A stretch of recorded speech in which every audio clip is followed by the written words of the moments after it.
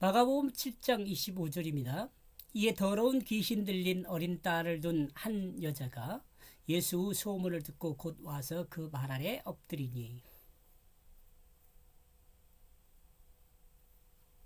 그럼에도 불구하고 즉시 그 자신에 대하여 보이는 소문을 들었다.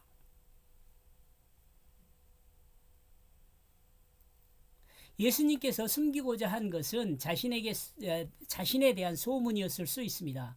왜냐하면 연결해가 그럼에도 불구하고 그러므로 라고 해도 돼요.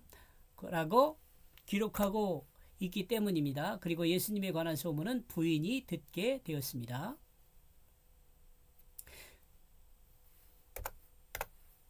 관심이 있는 사람은 관심이 있는 정보에 대해서 귀가 빠르는 법이죠. 빠릅니다. 그러죠. 귀가 빠르다는 것은 또 이것은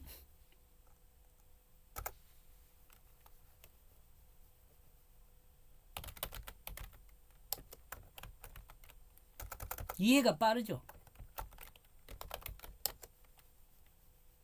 그러므로 집에 문제가 있는 부인은 예수님이 오셨다는 이야기를 빨리 알아들 수 있었던 것으로 보입니다.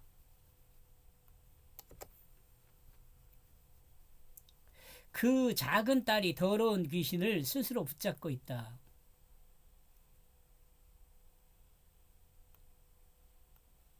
여기서 두가테리온이라는 표현은 상징적인 의미도 생각해 볼 수 있습니다. 왜냐하면 이 단어의 의미는 하나님의 딸, 여자의 후손이란 의미도 있기 때문입니다. 새롭게 해석한 내용으로 본다면 큰 죄가 필요 없다는 생각을 합니다. 왜냐하면 작은 딸이 더러운 귀신을 붙잡는 것은 예수님 당시의 유대인들을 표현하는 말도 될 수 있지만 사실은 이방 여인이 하나님의 딸, 하나님의 후손이라는 것을 표현하고 있다고 볼 수 있기 때문에 그렇습니다. 이방인이라고 해서 하나님의 자녀가 아니다 이렇게 볼 수는 없다는 말이죠. 여기서 푸뉴마는 귀신이라는 표현으로 사용되었는데 이 단어의 의미는 영을 의미합니다. 그러므로 이 영은 성령이란 단어도 사용이 됩니다. 이 푸뉴마라는 것을 성령으로도 봐요. 귀신은 다이몬이잖아요. 다이몬. 그죠? 그 형용사가 더러우니 귀신이라고 표현하고 있어요. 더러움이니 이게 형용사가 더러운 이 귀신이라고 표현하고 있습니다. 하나님의 사람인 하나님의 백성은 성령을 붙잡고 있어야 합니다. 그런데 더러운 영을 붙잡고 있다면 어떻게 될 것인가? 이는 사탄의 종으로 있음을 드러낸다고 봅니다. 그녀는 와서 그 자신의 발 아래 엎드렸다.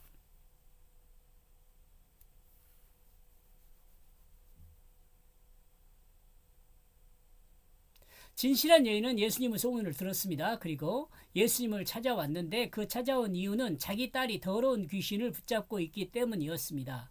이 문제를 해결하기 위해 예수님을 찾아온 것이죠. 진실한 여인은 즉시 예수님 발 아래 엎드렸습니다. 이는 더러운 귀신을 붙잡고 있는 작은 딸이 예수님 발 아래에 엎드린 것이 아니라 그 딸을 사랑하는 어머니가 예수님의 발 아래에 엎드린 것입니다.